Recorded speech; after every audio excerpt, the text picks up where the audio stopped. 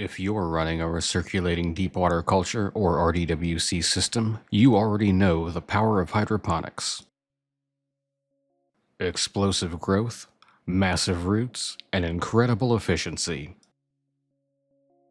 But you're here because you want to move beyond good and get to great. Today, we're unlocking the secrets to truly maximize those RDWC yields. We're talking about advanced training and dialing in a nutrient schedule that pushes your plants to their absolute limits. Let's dive in and turn that RDWC reservoir into a high-yield powerhouse. Our first secret is structural engineering, and it starts in the veg phase. We need to trick our plant out of its natural pine tree shape. Topping can be the cornerstone of increasing your yield. The plant we like to grow on the channel has what's called apical dominance.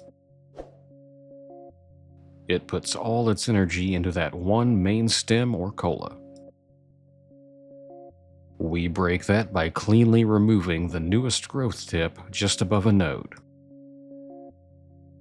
The super oxygenated water in RDWC means your plants recover fast.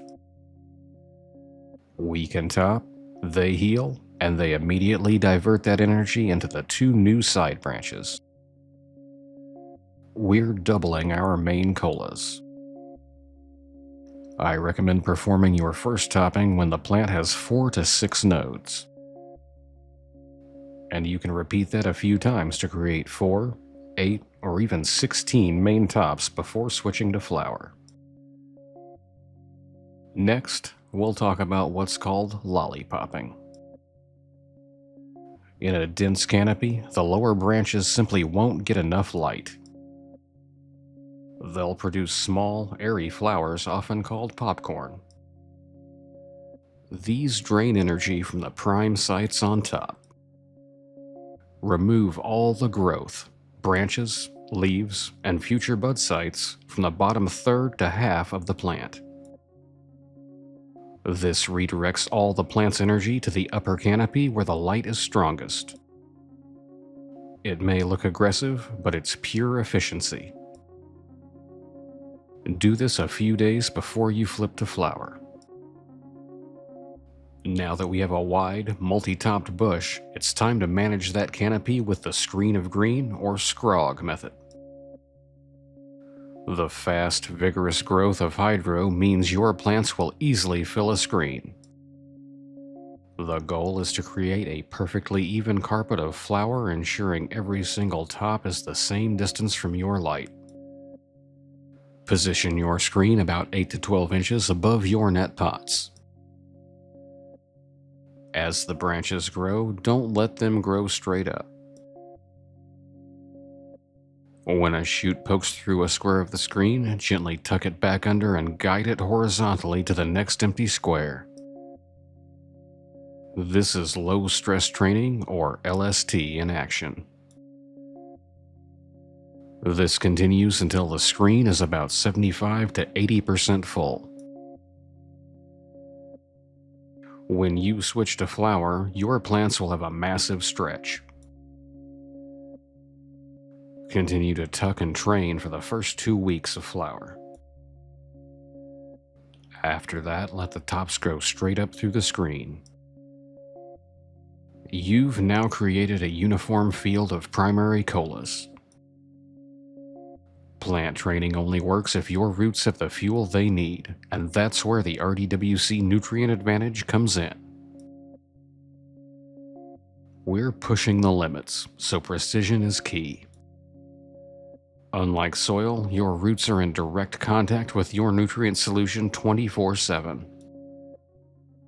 This allows for aggressive feeding, but you have to monitor your ppm, parts per million, or your EC, electrical conductivity, closely. Always keep your pH in the hydroponic sweet spot.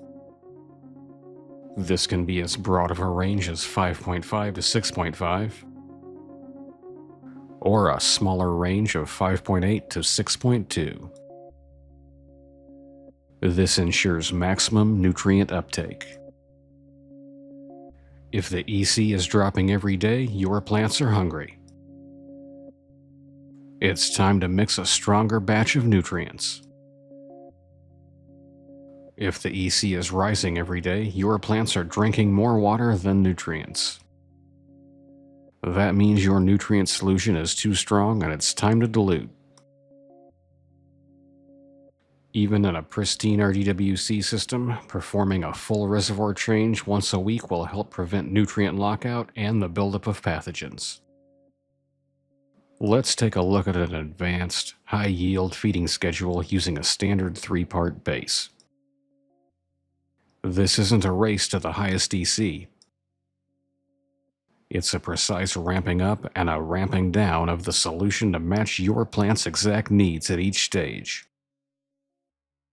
Now these will get you started, but here are a few final, advanced tips to help finish that harvest with a record yield.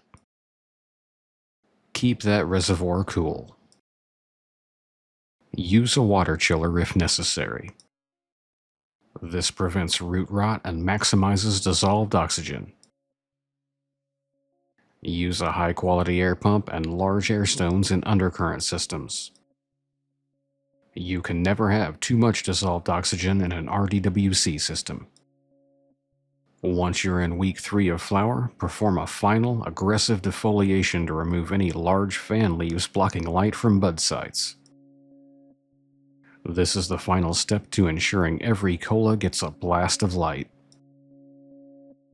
If you combine the structural perfection of topping and scrogging with the efficiency of lollipopping and the precision of a dialed-in RDWC nutrient schedule, you are guaranteed to see record-breaking yields. Are you using any other advanced techniques in your grow? Do you already employ any of these methods with your crops? What other suggestions would you add to this list? Let us know down in the comments. If you found this video helpful, hit that like button and subscribe for more hydroponic tips. Happy growing, and I hope to see you next time here on Show Me Hydro. Have you got a question you would like answered? Is there a topic you would like to see discussed in a video? Let me know in the comments and I'll see what I can do. Do you want to see what I'm growing? Join us over on Twitch at twitch.tv/showmehydro. You'll be able to see what's happening in the grow tents 24 hours a day, 7 days a week. You can even control the view yourself with chat commands. The live stream can also be viewed on the new Show Me Hydro Live YouTube channel, as well as Kick and Rumble if you prefer those platforms. So join us live from the grow tent. I hope to see you there. Would you like to support the channel? Head on over to patreon.com/showmehydro to get all the garden updates, early video previews, harvest watch photos, and behind-the-scenes content you won't find anywhere else. If you enjoyed this video, remember to click that like button and subscribe.